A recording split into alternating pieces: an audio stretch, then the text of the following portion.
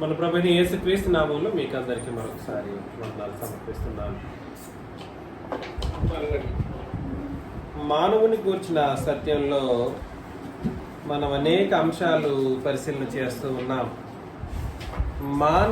మానవుడికి గురించినటువంటి సంగతులను ఇంత విఫలముగా మనం ఆలోచన చేయటానికి దేవుడు మనకు అనుగ్రహించినటువంటి సమయ సందర్భాల నిమిత్తమే దేవునికి స్తోత్రాలు చేసుకుని స్తోత్రాలు సమర్పిస్తూ ఉన్నాం. సో మానవునికి వచ్చినటువంటి సత్యంలో మనం అనేక అంశాలు ఇప్పటి వరకు చాలా అంశాలు పరిశీలన చేశాం. మనోనేత్రాల గురించి ముందుగా మనిషి ఎన్ని భాగాలు, మనిషి 2 భాగాలు కాదు, మనిషి అన్నవాడు ఎన్ని భాగాలు, 3 భాగాలని ఆలోచన చేశాం. జీవాన్ని గురించినటువంటి అవగాహన లేకపోతే మనిషి ఆత్మలో జీవం ఉంటుంది అన్నటువంటి సత్యాన్ని మనం గుర్తించాం, అవునా? అదేవిధంగా మనిషి అన్నవాడు 3 భాగాలలో ఆత్మ అనేది చాలా కీలకమైనది. ఈ ఆత్మ అన్నటువంటి దాంట్లో అంతరింద్రియాలు ఉంటాయి.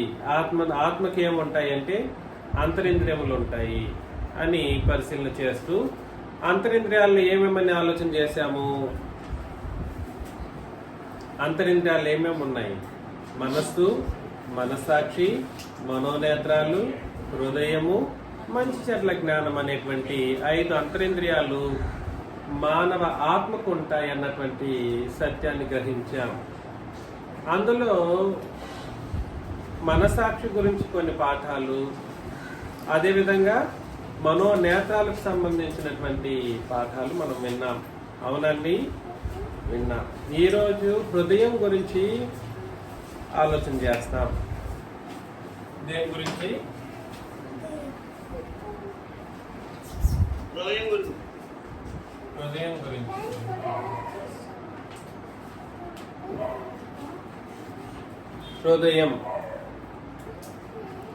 హృదయం గురించి మనం పరిశీలన చేయబద్దులమై ఉన్నాం. హృదయం చాలా చాలా చాలా కీలకమైనది. మనోనేత్రాలు ఎంతటి కీలకమైనదో, మనసాక్షి ఎంతటి కీలకమైనదో, హృదయం కూడా అంతే కీలకమైనది. కాకపోతే దేని స్పెషాలిటీ దానికి ఉంటుంది. అర్థమవుతుంది కదా? దేని స్పెషాలిటీ దానికి ఉంటుంది. హృదయం గురించినటువంటి విఫలమైనటువంటి సబ్జెక్టులు మనకు ఉన్నప్పటికీ కొన్ని పాటలు మాత్రమే నేను మీకు తెలియజేయబోతాను. ఈరోజు ఓవరాల్గా చెప్పిన తర్వాత, ఈరోజు ఓవరాల్గా హృదయానికి సంబంధించిన ఓవరాల్ విషయాలు మాట్లాడిన తర్వాత అందులో కొన్ని ఏవేవైతే మనకు అవసరమో ఆ విషయాలను మాత్రమే మిగిలిన పాటల్లో మనం హృదయం గురించి ఒక 4-5 సబ్జెక్టులు ప్లాన్ చేస్తున్నాం. ఈ రోజుకి కాకుండా 4-5 ఎక్స్ట్రా సబ్జెక్ట్స్ హృదయం గురించి మాత్రమే మనం పరిశీలన చేయబోతాం. కాబట్టి హృదయం చాలా చాలా కీలకమైనది, హృదయానికి సంబంధించిన విషయాలు. అందుకోసమే చాలా పెద్దపీట వేసి ఇందులోని ప్రతి విషయాన్ని మనం పరిశీలన చేయడానికి ముందుకెళ్లాలని ఆలోచన చేస్తూ ఉన్నారు. మీరందరూ చాలా జాగ్రత్తగా వినవలసిందిగా మిమ్మల్ని అందరినీ నేను ప్రేమతో మనవి చేస్తూ ఉన్నాను. ముఖ్యంగా హృదయం అన్న దాని మీదనే ఇతర ఆత్మ ఇంద్రియాలు ఆధారపడి ఉంటాయి. హృదయం అన్న దాని మీద ఇతర ఆత్మ ఇంద్రియాలు ఆధారపడి ఉంటాయి. హృదయం మీదనే మానవుని యొక్క ఆత్మ సంబంధమైన జీవన విధానం కూడా ఆధారపడి ఉంటుంది. మళ్ళా రిపీట్ చేస్తున్నాను, హృదయం మీదనే మానవుల యొక్క ఆత్మ సంబంధమైన జీవన విధానం ఆధారపడి ఉంటుంది. హృదయం మీద మాత్రమే మానవుడు హృదయాన్ని బట్టి తీర్పుకు సంబంధించి కానీ, ముఖ్యంగా అంతరింద్రియాలను బట్టి తీర్పుకు సంబంధించి జరిగించినప్పటికీ ముఖ్యంగా అంతరింద్రియాల్లో కీలకమైనదైనటువంటి హృదయము తీర్పుకు డైరెక్ట్ కనెక్టివిటీని కలిగి ఉంటుంది. కాబట్టి హృదయం దేనికి వేటికి కీలకంగాను కేంద్రంగాను ఉందో మనం ఈరోజు పరిశీలన చేస్తాం, ఓవరాల్గా పరిశీలన చేస్తాం. హృదయం కేంద్రం.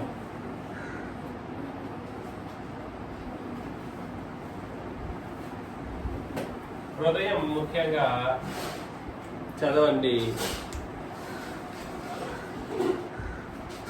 అపోస్తల కార్యములు 2వ అధ్యాయం 26లో మనం చదివినట్లయితే, అపోస్తల కార్యములు 2వ అధ్యాయం 26ను మనం చదివితే, కావున నా హృదయము ఉల్లసించెను, నా నాలుక ఆనందించెను, మరియు నా శరీరము కూడా నిరీక్షణ కలిగి నిలకడగా ఉన్నది అని అన్నాడు అనమాట. నా హృదయం ఏం చేసింది? ఉల్లసించెను అని అన్నాడు. అదే విధంగా చదివేసేయండి రోమపత్రిక 9వ అధ్యాయం 1వ వచనంలో కూడా సరే. రోమపత్రిక 9:1. నేను స్వతంత్రులను కానా, నేను అపోస్తలులను కానా, నేను చూడలేదా, ప్రభువునందు నా పనికి ఫలము మీరు కారా, ఇతరులకు నేను అపోస్తలులను కాకపోయినాను, మీ మటుకైనా అపోస్తలునే. అదేనా రోమా 9:1? నాకు బహు దుఃఖమును నా హృదయములో మానని వేదనయు కలదు. కాబట్టి నా హృదయంలో ఏమొచ్చింది? మానని వేదన, మానని వేదన. అదే అపోస్తల కార్యములు 2:37 కూడా ఒకసారి చదివితే, 2:37.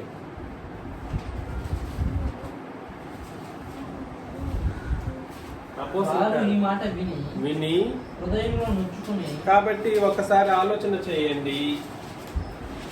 ఏంటి? ఒకటేమో ఉల్లసించి అని అన్నాడు, ఇంకొకటి వేదన అని అన్నాడు, ఇంకొకటేమో నొచ్చుకొని అన్నటువంటి మాటలు మనకు విన్నాం. ఇది ఏమిటి? ఈ మాటలు ఇవన్నీ దేన్ని సూచిస్తాయి? ఇది అంటే ఏమిటి? ఇవన్నీ ఉల్లాసము, ఆనందము, వేదన, నొచ్చుకోవటం, బాధపడటం, సంతోషంగా ఉండటం, ఆనందించటం, ఆదరణ పొందుకోవటం. ఈ మాటలన్నిటిని ఏమని పిలుస్తారు? ఏమంటారండి? అనుభూతులు. అవునా? ఫీలింగ్స్ లేదా అనుభూతులు అని అంటారు. అనుభూతం అంటే అర్థం ఏమిటి? ఫీలింగ్స్. ఈ ఫీలింగ్స్ ఏడవడం ఒక ఫీలింగా కాదా? ఏంటండి? ఏడవడం ఒక ఫీలింగా కాదా? ఫీలింగ్ అయితే ఎక్కువ బాధతో ఫీల్ అయితే ఏమవుతారు? కంట్లో నుంచి నీళ్లు వస్తాయి. సంతోషంగా ఇస్తే మొహంలో నుండి సంతోషకరమైనటువంటి ఒక ఫీలింగ్ అనేది కనబడుతుంది. దాన్ని ఏమంటారంటే అనుభూతులు అని అంటారు అన్నమాట. అవునా మర్యాదాస్ గారు? ఇందులో ఏమైనా ఇంకేమైనా పదం ఉందా? చెప్పండి. ఎక్స్పీరియన్స్, అనుభవం. రైట్. అనుభవం లేదా అనుభూతి లేదా ఎక్స్పీరియన్స్, ఇవన్నీ వీటన్నిటికీ మూలం ఏమిటంటే హృదయం. కాబట్టి హృదయమే ఇందులో ఈ హృదయాన్ని బట్టి మనుషులు ఏం చేస్తారంటే హృదయం నొచ్చుకోవడమో లేదా హృదయం బాధపడటమో, వేదన పడటమో, లేదా సంతోషంగా ఉండడం అనేటువంటి అనుభూతులు ఎక్కడ కలుగుతాయి? హృదయానికి కలుగుతాయి. ఇవన్నీ లేఖన భాగాల ప్రకారం మాట్లాడుతూ ఉన్నాం. కొన్ని మాటల్లో తర్జుమాల్లో కొన్ని అటు ఇటు ఉంటాయి. మనసులో అట్లా జరుగుతుందని, మనసులో నొచ్చుకొని అనే మాటలు కూడా వాడబడి ఉంటాయి, కానీ అవన్నీ ఎక్కువగా మనం పట్టించుకోవాల్సిన అవసరం లేదు. సో ఇట్లాగే ఉందని అంటే ఇక్కడ లేఖన భాగాలు అలా రాయబడ్డాయి కాబట్టి నేను ఆ వచనాలను ఎత్తి మాట్లాడుతూ ఉన్నాను. కానీ నేను చెబుతున్నటువంటి దీంట్లో తర్జుమాల లెక్కన ఆలోచన చేసినప్పుడు దాదాపు 70% హృదయమే అనుభూతులకు కేంద్రంగా ఉన్నట్టు లేఖన భాగాలు మనకు కనబడతాయి. 70%. కాబట్టి మనసులో కూడా సరే ఉంటుంది, లేదు మనసుకు కూడా అట్లాంటి పరిస్థితులు ఉంటాయి, కానీ నేను కాదనట్లేదు. 70% హృదయానికి సంబంధించి లేఖన భాగాలు కనబడుతున్నాయి కాబట్టి నేను ఆ విషయాన్ని మాట్లాడుతున్నాను. కాబట్టి పాయింట్ 1 ఏమిటి? హృదయం దేనికి కేంద్రం? అనుభూతులకు కేంద్రం. హృదయం దేనికి కేంద్రం? అనుభూతులకు కేంద్రం. ఇది మీరు గుర్తించండి. ఇందులో ఈ అనుభూతులు కలిగించేటువంటి విషయంలో కూడా సరే, అనుభూతులు ఓకే, ఈ అనుభూతుల కోసం ఇది ఉల్లాసానికి సంబంధించింది అయితే ఒక విధంగా, వేదనకు సంబంధించింది అయితే మరొక విధంగా. కొంతమంది ఉల్లాసం కొరకు ఈ హృదయాన్ని ఏం చేస్తారంటే కఠినపరుచుకుంటారు. దేని కొరకు? ఉల్లాసం కొరకు మనుషులు ఏం చేస్తారంటే, ఇప్పుడు ఆ మనసు బాగలేదనుకోండి, కొంతమంది వేరే మార్గాలు, తప్పుడు మార్గాలు వెతుకుతూ ఉంటారు. అర్థమవుతుంది కదా. ఈ దానికి కూడా దీన్ని బేస్ చేసుకొని, లేదా మనసు వేదన పడుతూ ఉంది అనుకోండి, ఇంకో మార్గాన్ని ఎన్నుకుంటారు.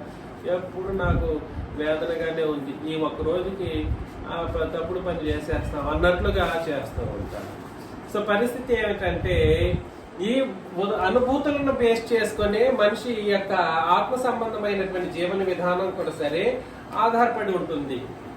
వేదన కలుగుతూ ఉండింది అనుకోండి, వేదన కలుగుతూ ఉంటే దైవ సంబంధమైనటువంటి కార్యక్రమం ఎలా ఉంటది? ఒకటి ప్రార్థన చేయటమో, లేదా సహోదరులను పిలిపించి తమ కుటుంబంలో దేవుని సహాయం వేడటం అనేటువంటి కార్యక్రమాలు కూడా సరే, ఆ నిర్ణయం ఎక్కడ జరగాలి? హృదయంలోనే జరుగుతుంది అన్నమాట. సో ఇవన్నీ కూడా సరే ఆలోచన చేయండి. ఈ ఉల్లాసం కొరకు అనుభూతులే ఉల్లాసమైనటువంటి అనుభూతి కొరకు కూడా సరే హృదయంలో నిర్ణయం ప్రకారమే మనిషి కార్యాచరణలు చేస్తాడు. అదేవిధంగా వేదన, బాధకరమైనటువంటి పరిస్థితులను బట్టి అలాంటి అనుభూతిని ఓవర్ రైడ్ చేయడం కొరకు మనిషి తొక్కేటువంటి మార్గాలు ఏవైతే ఉన్నాయో అవి కూడా హృదయం మీదనే ఆధారపడి ఉంటుంది. కాబట్టి చదువుతాం. రోమిలకు రాసిన పత్రికలో మనం అనేక సందర్భాల్లో పరిశీలన చేశాం. రోమిలకు రాసిన పత్రిక 1వ అధ్యాయము 23 నుండి 21 నుండి చదవండి. వారు దేవుని ఎరిగియు ఆయనను దేవునిగా మహిమపరచలేదు, కృతజ్ఞతాస్తుతులు చెల్లింపను లేదు, కానీ తమ వాదముల యందు వ్యర్థులైరి. వారి అవివేక హృదయము అంధకారమయం. చూసారా? దేవుణ్ణి ఎరిగినటువంటి జనాంగం ఆయన మహిమపరిచేటువంటి విధానంలో, ఆయన మహిమపరిస్తే ఏమొస్తుంది? ఏమి రాదు, ఉల్లాసం రాదు, వస్తే ఏమొస్తుంది? వేదన వస్తుంది, దుఃఖం వస్తుంది. మన బాటికి మన కోరికలు మనం నెరవేర్చుకుంటూ భూమి సంతోషంగా బ్రతికిపోతే చాలా అనుకున్నటువంటి వాళ్ళ యొక్క హృదయం ఎలాగుంటుందనంటే అవివేక హృదయంగా ఉంటుంది. అవివేక హృదయం కలిగినటువంటి వాళ్ళు, ఆ హృదయం ఎలాంటి స్థితిలో ఉంటుందనంటే అంధకారమయంలో ఉంటుంది. అవివేక హృదయం కలిగిన వాళ్ళ యొక్క స్థితి ఎలా ఉంటుంది? అంధకారమయమాయను తాము జ్ఞానులమని చెప్పుకొని బుద్ధిహీనులైరి అని అన్నాడు అన్నమాట. కాబట్టి హృదయం పాపానికి కేంద్రం. దేనికి కేంద్రం? పాపమునకు లేదా అంధకారానికి కేంద్రము. గుర్తించండి. దుష్టత్వానికి, పాపానికి, అంధకారానికి కేంద్రమైనది హృదయం. అందుకనే హృదయం మీద చాలా చాలా చాలా జాగ్రత్తలు వహించబద్ధులమై ఉన్నాం మనం అందరం కూడా సరే. ఇందుకోసమే లేఖన భాగాలు ఎన్ని విధాలుగా మనం పరిశీలన చేస్తూ ఉన్నాం. ఒక రోజుకి సంబంధించింది కాదు. అందుకని చాలా సిరీస్ ఆఫ్ ద లెసన్స్ ని మానవుని కూర్చున్నటువంటి సత్యం అనేటువంటి పెద్ద సబ్జెక్ట్ లో భాగంగా పరిశీలన చేస్తూ ఉన్నాం. హెబ్రీలకు రాసిన పత్రిక 3వ అధ్యాయం 12లో కూడా సరే, హెబ్రీలకు రాసిన పత్రిక 3:12లో, సహోదరులారా, జీవము గల దేవుని విడిచిపోవునట్టి విశ్వాసము లేని దుష్ట హృదయం మీలో ఎవని ఎందైనను ఒకవేళ ఉండునేమో అని జాగ్రత్తగా చూచుకొనుడి అని తెలియజేయడం జరిగింది. కాబట్టి మనుషులు దేవుని విడిచిపోవునట్టి విశ్వాసము లేని దుష్ట హృదయము మీలో ఎవని ఎందైనను ఒకవేళ ఉండునేమో అని జాగ్రత్తగా చూసుకోండి. హృదయం ఎట్లాంటి హృదయంగా ఉంటుంది? పాప హృదయం, దుష్ట హృదయంగా ఉంటుంది. అది ఏం చెబుతుందనంటే దేవుడే ముందులే, దేవుడు ఎప్పుడు కష్టాలు, దుఃఖాలు, బాధలు, వేదనలు ఏంటండి? అలాంటి పరిస్థితుల్లో ఉన్నప్పుడు దేవుణ్ణి విడిచిపెట్టేటువంటి ఒక భ్రష్ట మనస్సు లేదా దుష్ట హృదయం అనేది కలుగుతూ ఉంటది అన్నమాట. అలాంటి పరిస్థితుల్లో ఉంటే మాత్రం వాళ్ళని కనిపెడుతూ ఉండాల్సినటువంటి పరిస్థితి, బాధ్యత మనందరికీ క్రైస్తవులంగా ఉంది. కాబట్టి దుష్ట హృదయము పాపానికి హృదయానికి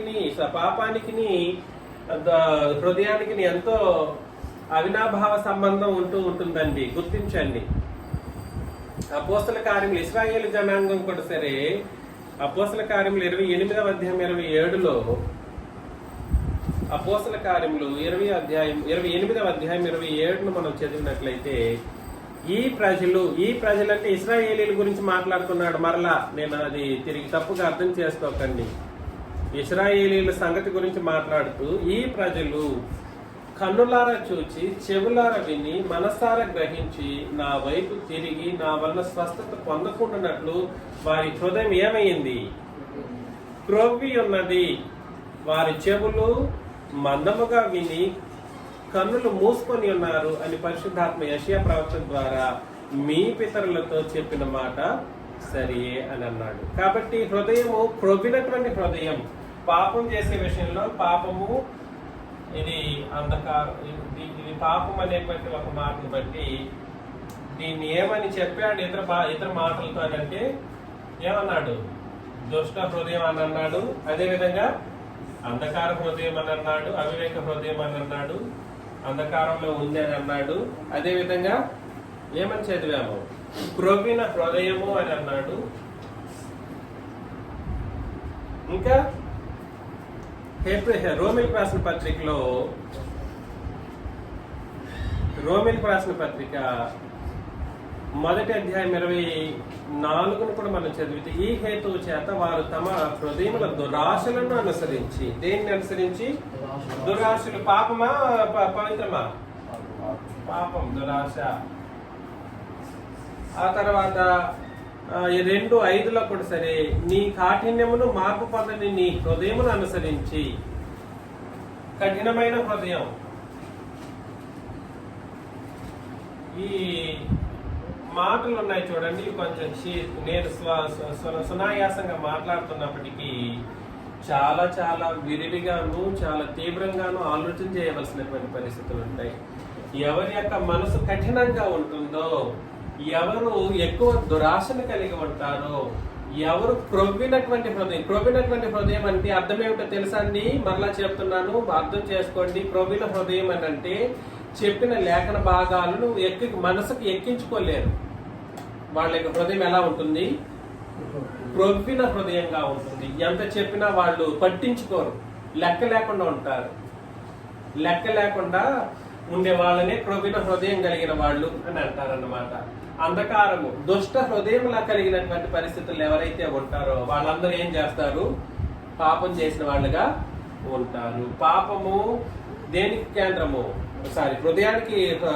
హృదయం మీదనే పాపం అనేది కూడా ఆధారపడి ఉంటుంది. ఈ విషయాలు మీరు గుర్తించండి. హృదయం అనేటువంటిది అనుభూతులకు కేంద్రం. హృదయం అనేది పాపానికి కూడా కేంద్రమే. హృదయం అనేది దేనికి కూడా కేంద్రము? పాపానికి కేంద్రము. అదే విధంగా శుద్ధీకరణం అనే పాపం కలిగినప్పుడు మనుషులు ఏం చేసుకోవాలి? తమను తాము శుద్ధి చేసుకోవాలి.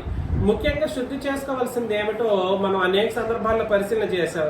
ప్రోక్షించబడిన హృదయములు అనే మాట ఎన్నోసార్లు విన్నాం హెబ్రీ పత్రిక చదువుతూ. అవునా కాదు? ఎవరు ఏం మాట్లాడట్లేదు.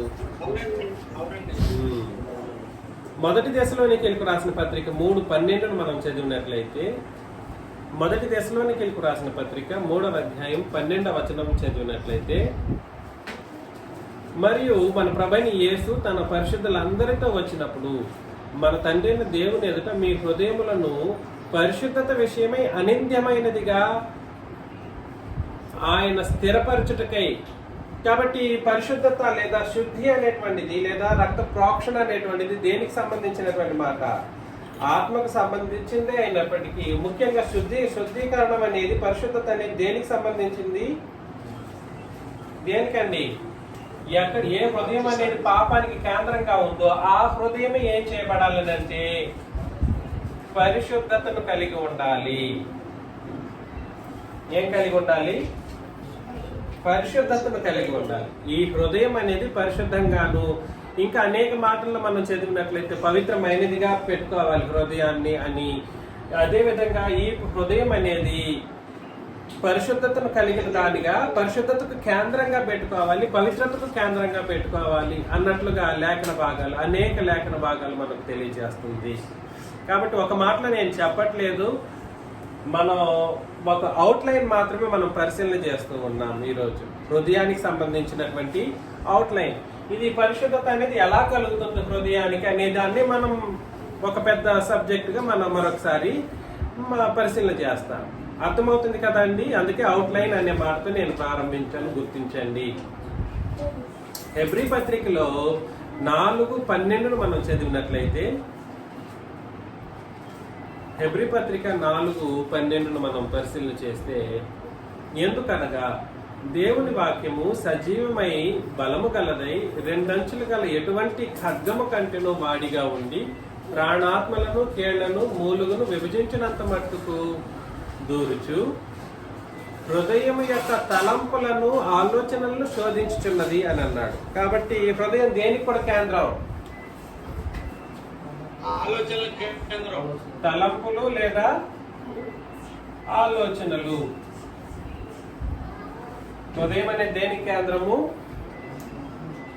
తలంపులు ఆలోచనలకు కూడా కేంద్రం అన్నమాట అండి. ఇక్కడ ఒక చోట మాత్రమే చెప్పట్లేదు, చాలా సందర్భాల్లో మాట్లాడడం జరిగింది. అది కూడా మనం పరిశీలన చేస్తాం. కాబట్టి గుర్తించండి, హృదయం అనేది పాపమునకు ఎలా కేంద్రమో, హృదయం అనేది అనుభూతులకు ఎలా కేంద్రమో, హృదయం అనేది పరిశుద్ధతకును కేంద్రం. హృదయం అనేది తలంపులకు ఆలోచనలకు కూడా కేంద్రమే. అర్థమవుతుంది కదా? అర్థమవుతుంది లేదా? ముఖ్యంగా ఎఫెసీ పత్రిక 3:16లో, ఎఫెసీ పత్రిక 3:16, క్రీస్తు మీ హృదయముల్లో విశ్వాసము ద్వారా నివసించినట్లుగాను. ఎలాగా? క్రీస్తు మీ హృదయముల్లో విశ్వాసము ద్వారా నివసించినట్లుగాను అంటే అర్థమేమిటి? మీ హృదయంలో విశ్వాసం అనేటువంటి మాట హృదయానికి సంబంధించింది. మరలా చెప్తాము, చాలా చాలా చాలా కీలకమైనది.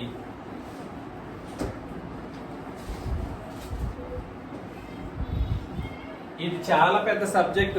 మేబీ ఇది ఈ విశ్వాసము హృదయం అనేది ఒక 2 సబ్జెక్టులుగా మాట్లాడడానికి కూడా మనకు అవకాశాలు ఉన్నాయి.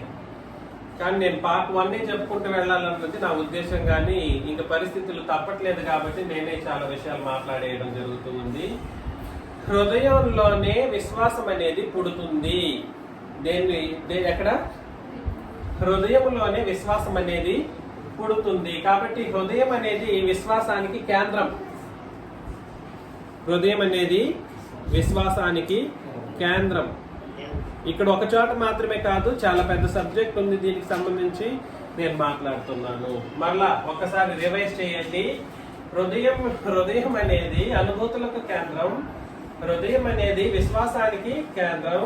హృదయం అనేది పాపమునకు కేంద్రం. హృదయం అనేది పరిశుద్ధతకు కేంద్రం. హృదయం అనేది తలంపులకు ఆలోచనలకు కేంద్రం.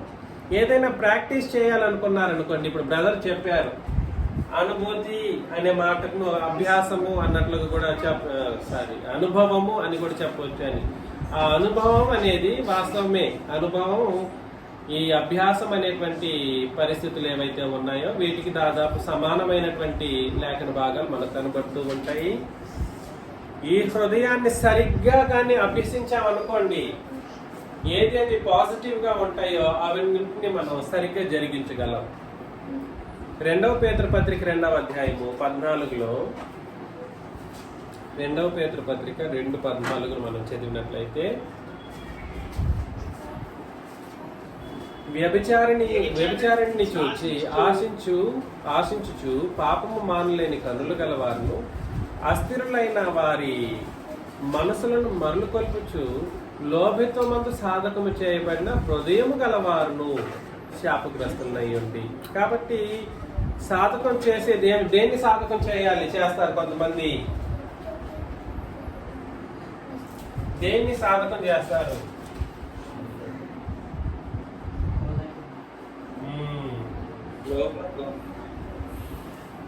కొంతమంది లోభత్వం సాధకం చేస్తే శాపగ్రస్తులు అవుతారు. ఈ అభ్యాసం అనేది హృదయానికి సంబంధించింది. హృదయాన్ని సరిగ్గా ట్రైనప్ చేసుకోగలిగితే, లోపత్వమంత అభ్యాసం చేస్తే మాత్రం శాపం. పరిశుద్ధత యందు, విశ్వాసమునందు, మంచి అనుభూతుల యందు, మంచి ఆలోచనల యందు అభ్యాసం చేస్తే మాత్రం వాళ్ళకి ఆశీర్వాదకరమైనటువంటి జీవన విధానాలు ఉంటాయన్నమాట. గుర్తించండి, నేను ముందుగానే చెప్తున్నాను. హృదయం అనేది అభ్యాసానికి కేంద్రం. ఏది నువ్వు చేయాలంటే, ఏది మంచి చేయాలన్నా, ఏది చెడు చేయాలన్నా నిర్ణయము అభ్యాసం ప్రకారం చేయాలని అంటే అది హృదయంలో నుండే మనం నిర్ణయించుకొని చేయాల్సినటువంటి పరిస్థితులు కూడా ఉన్నాయి. అందుకని ఇందులో ఏదైనా కూడా సరే, అది పాపమే కావచ్చు, విశ్వాసమే కావచ్చు, అనుభూతులే కావచ్చు, తలంపులే కావచ్చు, పరిశుద్ధతనే కావచ్చు, అభ్యాసమే కావచ్చు, ఇవన్నీ కూడా సరే నువ్వు ఏం చేస్తున్నావు, ఏం జరిగిస్తూ ఉన్నావు అనేటువంటి ప్రతిదీ కూడా సరే ఎవరెవరు చూస్తూ ఉంటారు? తండ్రి, కుమారుడు, పరిశుద్ధాత్ముడు ముగ్గురు దీన్ని పరిశీలన చేస్తానే ఉంటారనమాట. వీడి హృదయం ఎట్లా ఉంది చూసేది పై రూపాన్ని చూసి కాదు, దేన్ని చూసి కాదు. కొంతమంది ఏమనుకుంటుంటారంటే పై చూపులను బట్టి తప్పుగా అపార్థం చేస్తూ ఉంటారు. పై చూపును బట్టి అపార్థం చేస్తూ ఉంటారు. పై చూపు వలన ఎటువంటి అపార్థాలు జరగదు అని, ఎటువంటి మనం సరిగా ఊహించలేము చాలా సందర్భాల్లో. అది తప్పైనా కూడా సరే, అది పాపమైనా కూడా సరే, వాళ్ళు ఏ తప్పు చేసేసారో అన్నట్లుగా అదే చూసుకుంటూ మనం కూర్చున్నామంటే మాత్రం మనం మోసపోతాం.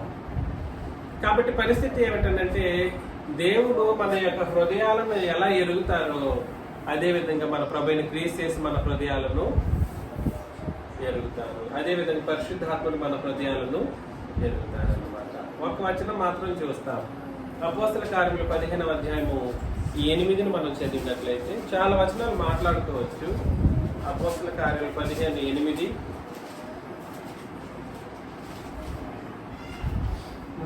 మరియు హృదయములను ఎరిగిన దేవుడు మనకు అనుగ్రహించినట్టుగానే వారికి పరిశుద్ధాత్మను అనుగ్రహించి, చూసారా, వారికి పరిశుద్ధాత్మను అనుగ్రహించి వారిని గురించి సాక్ష్యం ఇచ్చాను. కాబట్టి దేవుడు దేన్ని ఎరిగినవాడు? హృదయములు ఎరిగినవాడు. నీ హృదయం పాపంతో నిండిందైతే ఆయన జరిగించే శాస్తి జరిగిస్తాడు. నీ హృదయం ఎటువంటిదో పరిశీలన చేసేది ఎవరెవరు అని అంటే ఎవరండి? తండ్రి, క్రీస్తు, పరిశుద్ధాత్మ. వీళ్ళు ముగ్గురు మన యొక్క హృదయం మీద కన్నేసి ఉంటారన్నమాట. ఖచ్చితంగా నీ హృదయం దేంతో నిండుంది? నీ ఉల్లాసం కొరకు నీ హృదయం ఎలా నువ్వు ట్రైన్ చేస్తూ ఉన్నావు, ఏం చేస్తున్నావు, నీ ఆలోచనలు ఏమిటి? ప్రతి ఒక్కటి తండ్రికి తెలుస్తుంది, ప్రతి ఒక్కటి క్రీస్తుకి తెలుస్తుంది, ప్రతి ఒక్కటి పరిశుద్ధాత్మకి తెలిసి తీరుతుంది.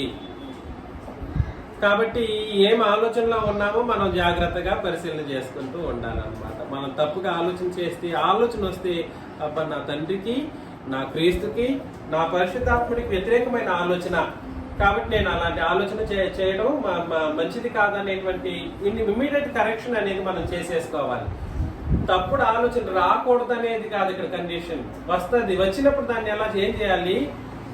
తండ్రిని బట్టి, క్రీస్తుని బట్టి, పరిశుద్ధాత్మను బట్టి ఏం చేసుకోవాలి? అది కరెక్షన్ చేసుకోవాలి. రాదని నేను చెప్పను, వస్తుంది. రాదని ఎవరైనా ఇప్పుడు నేను చెప్పారనుకోండి,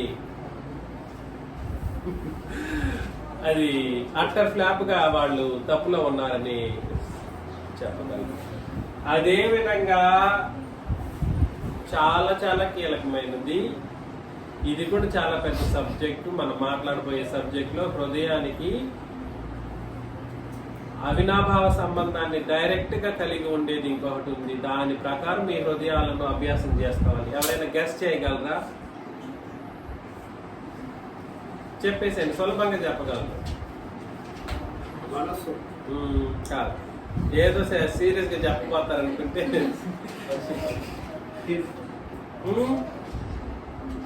ఏంది ఇది? మన మన మన అంటేనే చెప్పేసేయాలి. మన రావాలి ఆన్సర్. మన అంటే మన సాక్షి కాదు. మన స్పెషాలిటీ ఏమిటి? మన స్పెషాలిటీ ఎప్పుడైనా చెప్పండి. కాదు, 2వ కొరింథీ పత్రికలో 3వ అధ్యాయం 2-3. రెండో కొరింథీ పత్రిక 2వ అధ్యాయం 2-3. నేను వచ్చినప్పుడు ఎవరి వలన నేను సంతోషము పొందదగినదో వారి వలన నాకు దుఃఖమును కలుగుకుండవలనని ఈ సంగతి మీకు రాసితిని. మరియు నా సంతోషము మీ అందరి సంతోషమే అని మీ అందరి యందు నమ్మకం కలిగి ఇలాగ రాసితిని. 2 కొరింథీ 3వ అధ్యాయం 2-3. మా హృదయముల మీద వ్రాయబడి ఉండి మనుషులందరూ తెలుసుకొనుచు చదువుకొనుచున్న మా పత్రిక మీరే కారా? రాతి పలక మీద గాని సిరాతో గాని వ్రాయబడక మెత్తని హృదయములు అను పలకల మీద జీవము గల దేవుని ఆత్మతో మా పరిచర్య మూలముగా వ్రాయబడిన క్రీస్తు పత్రిక ఉన్నారని మీరు తేటపరచబడుతున్నారు అని అన్నాడు. చెప్పండి, ఇప్పుడైనా మా హృదయముల మీద వ్రాయబడి ఉండి మనుషులందరూ తెలుసుకొనొచ్చు చదువుకొనుచున్న మా పత్రిక ఏమిటి? అది హృదయము. ఈ హృదయం అనేది తండ్రి, క్రీస్తు, పరిశుద్ధాత్మ అనేది వాళ్ళు ఎంత చూస్తారో అంతే సమానంగా నీ యొక్క హృదయాన్ని ఈ మనకిచ్చినటువంటి నిబంధన ప్రకారం లేదా మనకిచ్చినటువంటి కొత్త నిబంధన ప్రకారం అపోస్తులు రాసిచ్చిన దాని ప్రకారం దాన్ని హృదయం అనే పలకల మీద మనం ఏం చేయాలి? దేవుడు వాళ్ళ హృదయాల్లో రాశాడు, అది వేరు. వాళ్ళ హృదయాల్లో రాసిన సంగతి వేరు. లేదా క్రీస్తు వాళ్ళ హృదయాల్లో రాసిన మాట వాస్తవం. రాతి పలక మీద కానీ సిరాతో కానీ రాయబడక మెత్తని హృదయములను పలకల మీద జీవముగల దేవుని ఆత్మతో మా పరిచర్య మూలంగా రాయబడిన క్రీస్తు పత్రిక మీరు ఉన్నారు. కాబట్టి పరిస్థితుల్లో ఏమిటంటే ఈ నిబంధన సంబంధమైనటువంటి విషయాలను మనం మెత్తటి హృదయాల్లో ఏం చేసుకోవాలి? హృదయం అనే పలకల్లో రాసుకోవాలి. వచనాలు గుర్తు పెట్టుకునేటువంటి పరిస్థితులు లేవు. ఈ రోజు చెప్పిన సబ్జెక్టు రేపు మరొక రోజుకి అడిగితే మరుసటి రోజు కాదు, ఆ మధ్యాహ్నానికి అడిగితే కూడా మన వాళ్ళకి గుర్తుండట్లేదు. మీరు ఏదేదో చెప్పేస్తూ ఉన్నారు అని అంటారు, కానీ మొత్తానికి నా మీద నెట్టి వేస్తారు. అందరూ నా మీద నెట్టేస్తున్నారు. ఇప్పుడు ప్రతి ఒక్కటి వాళ్ళకి జరిగే దుఃఖానికి నేనే కారణం, వాళ్ళకి జరిగే బాధలకు నేనే కారణం అయిపోతూ ఉన్నాను, ఇంకా అన్నిటికీ నేనే కారణం అవుతున్నాను. కానీ మిమ్మల్ని నేను ప్రేమతో హెచ్చరిస్తున్న విషయం ఏంటంటే మన హృదయాలు సరిగా పెట్టుకున్నట్లయితే, నిబంధనకు బదులై పెట్టుకున్నట్లయితే మనం ఎలా ఉండాలనేది దేవుడు నిర్ణయిస్తాడు. మనకు సహాయం అనేది దేవుడు క్రీస్తు పరిశుద్ధాత్ముడు చేస్తాడు. మిమ్మల్ని నేను ప్రేమతో హెచ్చరిస్తున్నాను, దయచేసి మీ హృదయముల్ని బాధపడేటువంటి పరిస్థితుల్లో, నొచ్చుకునేటువంటి పరిస్థితుల్లో ఉన్నప్పటికీ మన నిబంధనకు మాత్రం దూరంగా వెళ్ళిపోకండి. ఎట్టి పరిస్థితుల్లోనూ అలాంటి తప్పు చేయకూడదు. నిబంధన మనల్ని రక్షిస్తుంది. రేపు మనల్ని రక్షించేది ఒక నిబంధన, 2 సంఘం. మన సంఘంగా ఉండి మన నిబంధన ప్రకారం బ్రతికితేనే, ఒకవేళ ఈ హృదయాలోచనల్లో ఏవైనా తప్పులున్నా, ఈ హృదయాలోచనలో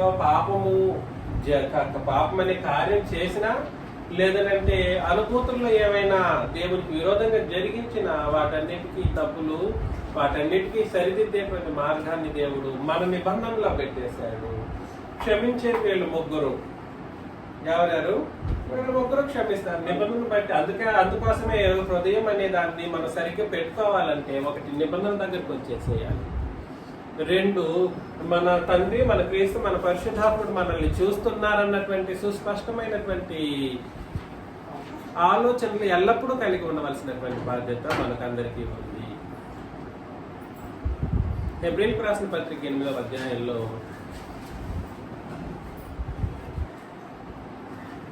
1 నుండి కూడా మనం చదివితే, మేము వివరించుతున్న సంగతులలోనే సారాంశం ఏదనగా, మనకు అట్టి ప్రధాన యాజకుడు ఒకడున్నాడు. ఆయన పరిశుద్ధాలయమునకు, అనగా మనుషుడు కాక ప్రభువే స్థాపించిన నిజమైన గుడారమునకు పరిచారకుడై ఉండి, పరలోకమందు మహామహుని సింహాసనమునకు కుడి పార్శ్వమున ఆశీనుడాయను. నేను చదువుతాను 6వ వచనం నుండి. ఈయన అయితే ఇప్పుడు మరి ఎక్కువైన వాగ్దానములను బట్టి నియమింపబడినప్పుడు మరీ ఎక్కువైన నిబంధనలకు మధ్యవర్తి అయి ఉన్నాడు. మరీ ఎక్కువైన నిబంధన, మరీ ఎక్కువైన నిబంధన, మరి ఎక్కువైన దానికంటే కూడా సరే, మరి శ్రేష్టమైన నిబంధన. ఎక్కువైన నిబంధన అంటే ఆజ్ఞలు ఎక్కువ ఉన్నాయన్న దాని అర్థం. ఆజ్ఞలు ఎక్కువనే కాదు దాని ఉద్దేశం. ఎక్కువైన నిబంధన అంటే గొప్పది లేదా శ్రేష్టమైనది అనే కోణంలో అక్కడ ఆలోచన చేయాలి. ఎక్కువ ఆజ్ఞలు మనకు లేవు పాత నిబంధన కంటే. పాత నిబంధన చాలా చాలా కీలక, చాలా చాలా జరిగించలేని ఆజ్ఞలు, అవి కష్టతరమైనవి, మోయలేని కాడి. ఏమిటి? మోయలేని కాడి. కానీ ఎక్కువైన నిబంధన అంటే శ్రేష్టమైనది, గొప్పదైనది, మహత్తరమైనది అనే కోణంలో అక్కడ రాయబడడం జరిగింది. మీరు అక్కడ గుర్తించండి. అదేమో మోయలేని కాడి, ఇదేమో ఎక్కువైన నిబంధన, శ్రేష్టమైనటువంటి నిబంధన, కృపతోనే నింపబడిన నిబంధన.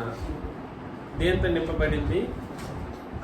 అడుగడుగున నీ మీద కృపను కుమ్మరించేటువంటి నిబంధన. కాబట్టి మరీ ఎక్కువైన నిబంధనకు మధ్యవర్తి అయి ఉన్నాడు కనుక మరీ శ్రేష్టమైన సేవకత్వాన్ని పొంది ఉన్నాడు. అనగా ఆ మొదటి నిబంధన లోపము లేనిదైతే రెండవ దానికి అవకాశం ఉండనేరదు. మొదటిది ఎటువంటిది? లోపమైనది. అది లోపం కానిదైతే రెండవది రావాల్సిన అవసరత లేదు. అట్లయితే లోపము దేన్ని బట్టి? మరలా చెప్తున్నాను, మరొకసారి ఇది గుర్తించండి. కాకపోతే ఏదేదో మాట్లాడేసేయడం కాదు. లోపము దేన్ని బట్టి అని అంటే కొన్ని ఫ్యాక్టర్స్ ఆఫ్ ద విషయాలు మనం మాట్లాడవచ్చు. ఎందుకు పాత నిబంధన లోపమైనది అని అంటే చాలా విషయాలు మాట్లాడవచ్చు. అందులో ముఖ్యమైనది 3. ఒకటి, అది శరీరాచారాలకు సంబంధించింది, అందుకని లోపమైనది. 2, ముఖ్యమైనది ఏమిటి? సంపూర్ణ స్థితిని కలిగించలేనిది. 3,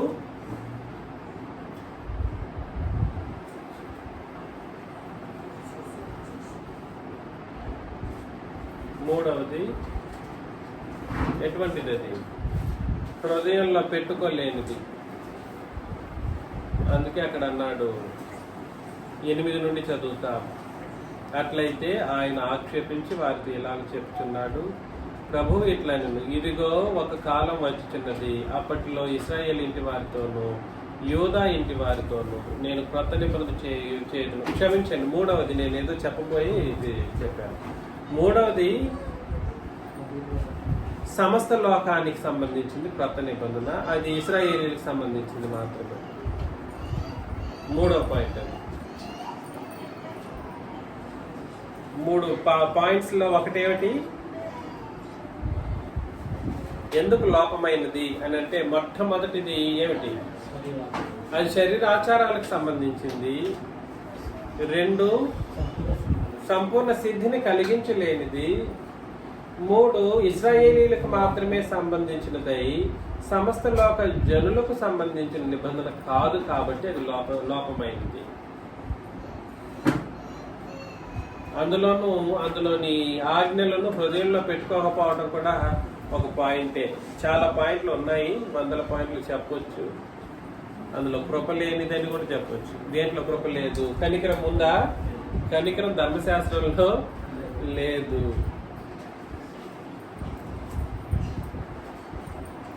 సో ఇశ్రాయేల్ ఇంటి వారితోను యూదా ఇంటి వారితోను నేను క్రొత్త నిబంధన చేయుదును. అది నేను ఐగుప్తు దేశంలో నుండి వీరి పితరులను వెలుపలకి రప్పించుటకై వారిని చేయి పట్టుకున్న దినమున వారితో నేను చెప్పిన నిబంధన వంటిది కాదు. ఏమనగా వారు నా నిబంధన నిలవలేదు గనుక నేను వారిని అలక్ష్యం చేసినని ప్రభువు చెప్పుచున్నాడు. ఆ దినములైన తర్వాత ఇశ్రాయేలు ఇంటి వారితో నేను చేయబో నిబంధన ఏదనగా వారి మనసులో నా ధర్మ విధులను ఉంచెదను, వారి హృదయముల మీద వాటిని వ్రాయుదును. నేను వారికి దేవుడినై ఉండును, వారు నాకు ప్రజలై ఉందురు. కాబట్టి ఈ పరిస్థితి ఏమిటనంటే 9, 10 మరొక్కసారి నేను చదువుతాను, దయచేసి గ్రహించడానికి ప్రయత్నం చేయండి. 9, 10 అది నేను ఐగుప్తు దేశంలో నుండి వారి పితరులను వెలుపలికి రప్పించుటకై వారిని చెయ్యి పట్టుకున్న దినమున వారితో నేను చేసిన నిబంధన వంటిది కాదు. ఏమనగా వారు నా నిబంధనలు ఏం చేయలేదు, నిలవలేదు గనుక నేను వారిని అలక్ష్యం చేసి తిని అని ప్రభువు చెప్పుచున్నాడు. ఆ దినములైన తర్వాత ఇశ్రాయేలు ఇంటి వారితో నేను చేయబో నిబంధన ఏదనగా వారి మనసులో నా ధర్మ విధులను ఉంచెదను, వారి హృదయముల మీద వాటిని రాయుదును, నేను వారికి దేవుడినై ఉందును, వారు నాకు ప్రజలై. నిబంధన ఏమనకంటే నిబంధన గురించి మాట్లాడట్లేదు. మరొకసారి ఇదేమన్నా అర్థం చేసుకున్నారా? నిబంధన ఏంటో అక్కడ నిబంధన గురించి అక్కడ మాట్లాడట్లేదు. క్రొత్త నిబంధన చేస్తానని అన్నాడు, అది ఏమిటో చెప్పట్లేదు. అది ఆ నిబంధనలో ఒక విషయమైనటువంటి సంగతిని మాత్రమే చెప్పాడు. నేను వారికి దేవుడినై ఉంటాను, వారు నాకు ప్రజలై ఉంటారు. ఇది కాదు నిబంధన అనే మాట. అది అందులో నిబంధనలో ఒక పార్ట్ మాత్రమే, కానీ నిబంధన ఏమిటో చెప్పట్లేదు. అయితే విషయం ఏమిటంటే ఆ నిబంధన ఎక్కడ రాస్తానని అన్నాడనంటే వారి హృదయముల మీద.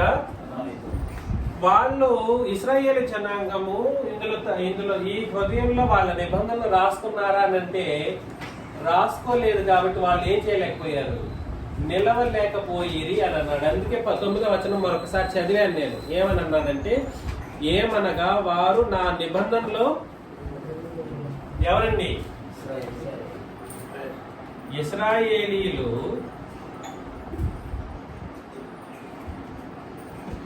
ధర్మశాస్త్రం అనే నిబంధనలో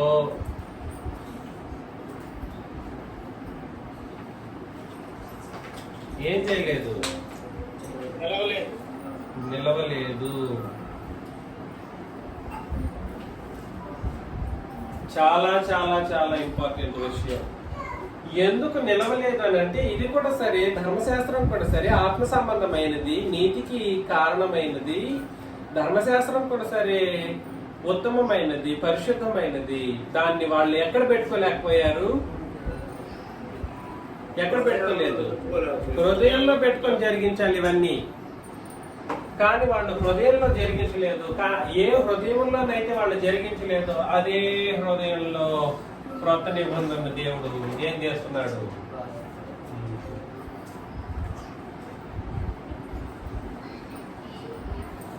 సంఘంలోని వాళ్ళ హృదయంలో ఏం చేస్తాడు,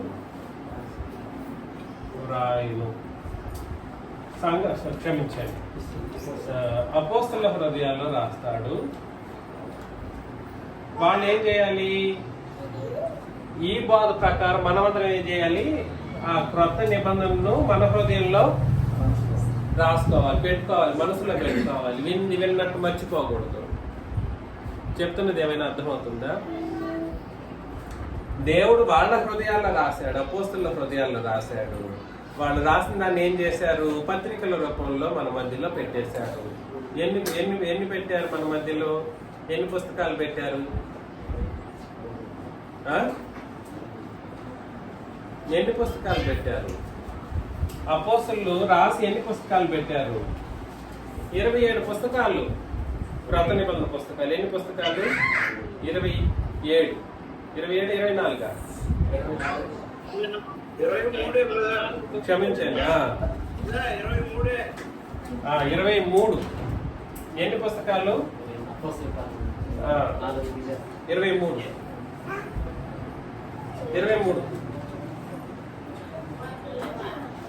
ఎన్ని పుస్తకాలండి? 23 పుస్తకాలు. పాత నిబంధన మనం తీసేస్తే, మత్తయి, మార్కు, లూకా, యోహాను సువార్తను తీసేస్తే ఎన్ని పుస్తకాలు? 23 పుస్తకాలు ఉంటాయి. కాబట్టి గుర్తించండి. కాబట్టి నిబంధన మొత్తం ఎవరి యొక్క హృదయాల్లో పెట్టుకోవాలి? ఇప్పుడు మన నిబంధనలో నిలవడం అనేది చాలా ఇంపార్టెంట్ విషయం. మన నిబంధనలో నిలవకపోతే వాళ్ళు నిలవకపోయినందుకు దేవుడు వాళ్ళని ఏం చేశారు, అలక్ష్యం చేసి ఏం చేశారు, నిబంధనను కొట్టివేశాడు, ఆ జనాంగం కూడా మీరు నా ప్రజలు కాదు, మీరు నా ప్రజలు అవ్వాలంటే నేను మీకు దేవుడై ఉండాలని అంటే దేని ప్రకారం రావాల్సిందే? క్రొత్త నిబంధన ప్రకారం రావాలి. దేని ప్రకారం రావాల్సింది? కేవలం క్రొత్త నిబంధన ప్రకారం వస్తేనే మీరు నాకు ప్రజలు, లేదంటే నేను నీకు దేవుడిని కాదు, మీరు నాకు ప్రజలు కాదు. కాబట్టి నిబంధన ఏమైనా అర్థమవుతుందా? మన యొక్క నిబంధనలు మనం ఎక్కడ పెట్టుకోవాలి? ఇప్పటికైనా మన నిబంధనలు ఇప్పుడు తిరిగి వాళ్ళే నిలవలేకపోయిన నిబంధనలు నువ్వు పెట్టుకున్నావు అనుకో,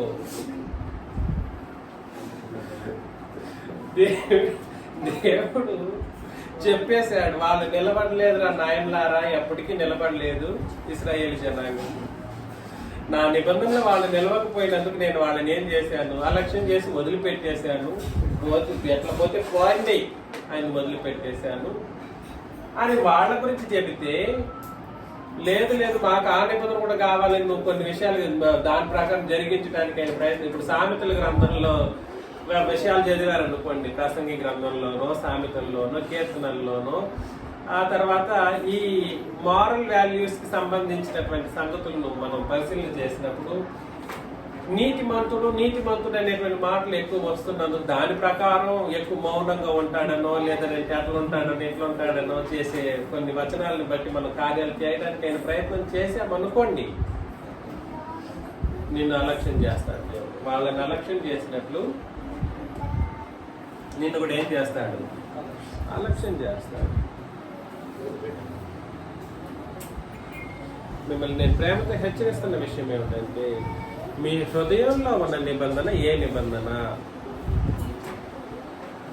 మీ హృదయంలో ఏ నిబంధన పెట్టుకున్నారు? అర్థమవుతుంది నేను చెప్తున్నది? ఈ నిబంధనకు సంబంధించిన కలిపి చేసే బోధనకు సంబంధించిన నిబంధన అయితే మాత్రం, కలిపి చేసే నిబంధన అయితే మాత్రం అది రెండు అది ఇది రెండు కానిది, పాత నిబంధన కానిది, క్రొత్త నిబంధన కానిది. ఆ బోధనకు సంబంధించి కార్యాలు జరిగిస్తే మాత్రం డైరెక్ట్ ఎక్కడికి వెళ్ళిపోతారు అంటే నరకంలో వెళ్ళి పడిపోతారు.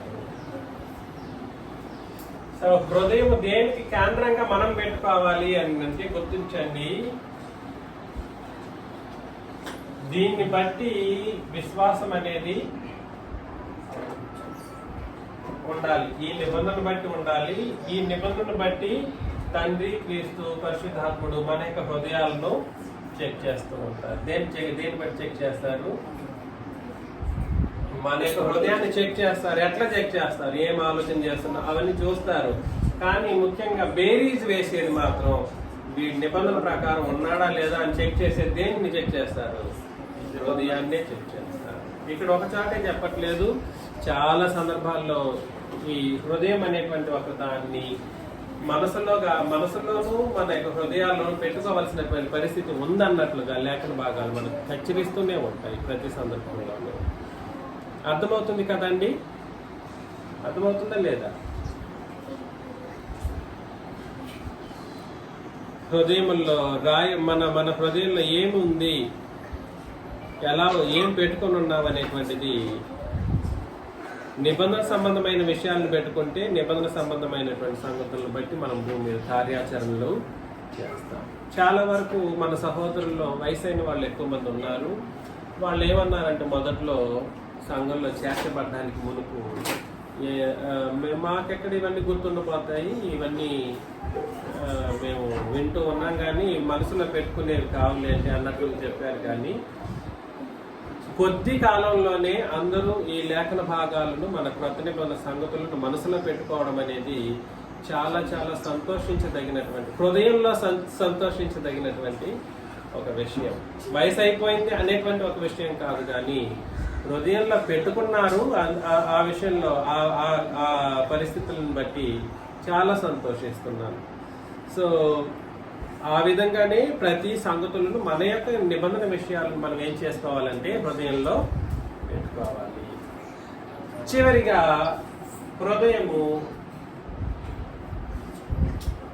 దేన్ని బట్టి మనం హృదయాన్ని కాపాడుకోవాలి, దేని ప్రకారం బ్రతికితే మనం తీర్పుకు సహితం సిద్ధపరచగలుగుతామో ఆ విషయాన్ని మాట్లాడడం మనం గమనిస్తాం. ప్రకటన గ్రంథం 2వ అధ్యాయము 23లో ప్రకటన గ్రంథం 2వ అధ్యాయం 23ను మనం చదివినట్లయితే, దాని పిల్లలను నిశ్చయముగా చంపెదను, అందువలన అంతరింద్రియములను హృదయములను పరీక్షించువాడను నేనే అని సంఘములన్నీ తెలుసుకొను. మరియు మీలో ప్రతి వానికి వాని క్రియలు చొప్పున ప్రతిఫలము ఇచ్చేదను. కాబట్టి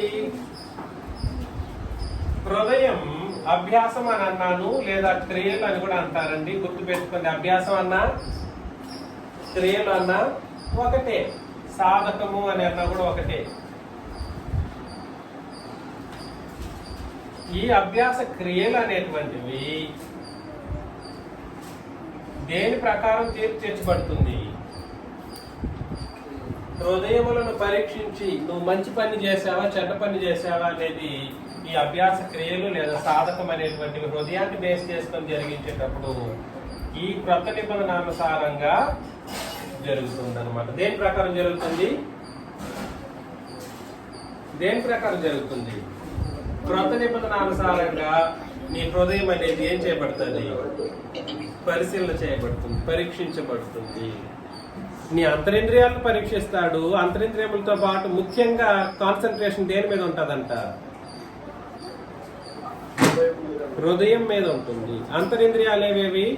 మనస్సు, మనస్సాక్షి, మనోనేత్రాలు, హృదయము, మంచి చెడ్ల జ్ఞానం అనేటువంటివి అంతరింద్రియాలు. ఈ అంతరింద్రియాల్లో వాటిని చెక్ చేస్తాడు. వాటితో పాటు ఎక్కువ కాన్సన్ట్రేషన్ దేని మీద ఉంటుంది? హృదయములను పరీక్షిస్తాడు. ఎప్పుడు? తీర్పు దినాన. ఎప్పుడు? మ్యూట్లో పెట్టండి బెంజమిన్ గారు.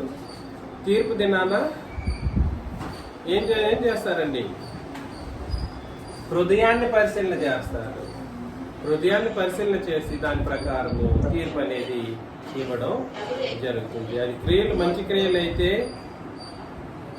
హృదయాన్ని, అందుకోసమే హృదయాన్ని సరిగ్గా పెట్టుకుంటే, నిబంధనాత్మకంగా పెట్టుకుంటే క్రియలు, చేసే క్రియలు ఎటువంటివిగా ఉంటాయి?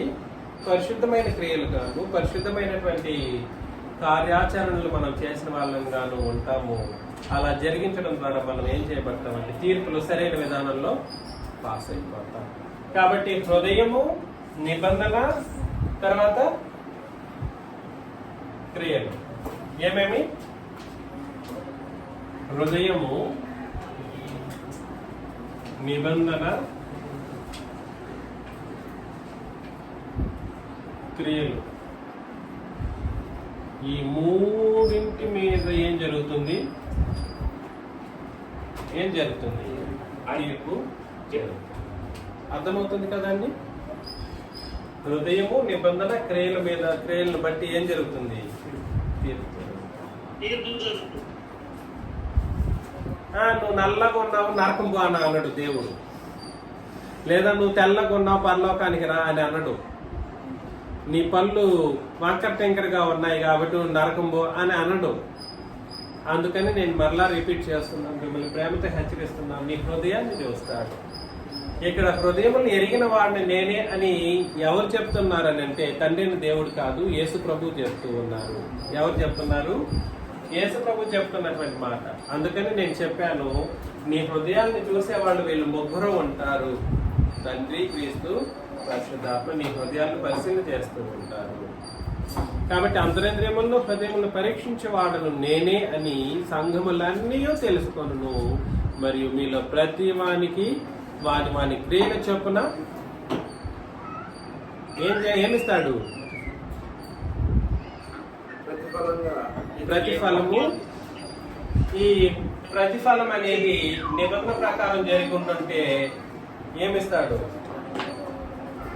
ప్రతిఫలం అనేది రెండు. ఒకటి పరలోకం,